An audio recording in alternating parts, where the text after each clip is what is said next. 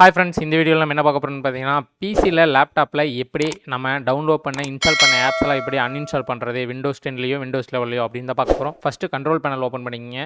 Start menu அழுத்துங்க. Windows button அழுத்திங்கன்னா start menu வரும். Start மெனுவில் வந்து கண்ட்ரோல் பேனல்னு டைப் பண்ணுங்கள். கண்ட்ரோல் பேனல்னு டைப் பண்ணிங்கன்னா ஒன்று வருதா, அதை கிளிக் பண்ணுங்கள். அதை கிளிக் பண்ணதுக்கப்புறம் வந்து பார்த்திங்கன்னா ப்ரோக்ராம் அண்ட் ஃபியூச்சர்ஸ்னு இருக்கும். இது விண்டோஸ் 8, 10, 11 எல்லாத்துலேயும் ஒரே சேம் ப்ரொசீஜர் தான். ப்ரோக்ராம் அண்ட் ஃபியூச்சர்ஸ் அதை கிளிக் பண்ணுங்கள். அதை கிளிக் பண்ணதுக்கப்புறம் பார்த்தீங்கன்னா, நீங்கள் இன்ஸ்டால் பண்ணியிருக்க எல்லா ஆப்புடைய லிஸ்ட்டு வந்து காட்டும். இதில் நீங்கள் எந்த ஆப் அன்இன்ஸ்டால் பண்ணுறீங்களோ அந்த ஆப்பை டபுள் கிளிக் பண்ணுங்கள். டபுள் கிளிக் பண்ணிங்கன்னா அன்இன்ஸ்டால் எஸ் ஆர் நோ கேட்கும். எஸ் கொடுங்க. அன்இன்ஸ்டால் பண்ணுறதுக்கு முன்னாடி அந்த ஆப்பை வந்து க்ளோஸ் பண்ணிடுங்க. இல்லைன்னா ஒரு சில டைம் வந்து அன்இன்ஸ்டால் ஆகாது. அதனால் க்ளோஸ் பண்ணிடுங்க. க்ளோஸ் பண்ணதுக்கப்புறம் அன்இன்ஸ்டால் கொடுங்க. மறுபடியும் அன்இன்ஸ்டால் அழுத்துங்க.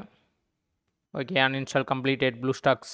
இப்போ நான் வந்து ப்ளூஸ்டாக் அன்இன்ஸ்டால் பண்ணேன். இது மாதிரி உங்களுக்கு எந்த ஆப் வேணுமோ நீங்கள் வந்து ப்ரோக்ராம் அண்ட் ஃபீச்சர்ஸில் வந்து டபுள் கிளிக் பண்ணிங்கன்னா நீங்கள் வந்து அன்இன்ஸ்டால் பண்ணிக்கலாம். ஓகே, இந்த வகையில் அன்இன்ஸ்டால் பண்ணலாம்.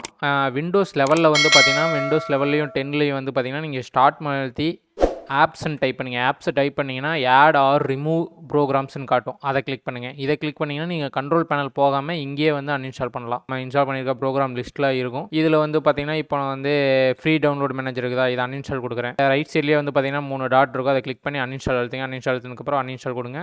அன்இன்ஸ்டால் கொடுத்தீங்கன்னா டு யூ வாண்ட் ரிமூவ்னு கேட்கும். எஸ் கொடுங்க. அன்இன்ஸ்டால் எஸ் கொடுத்துருங்க.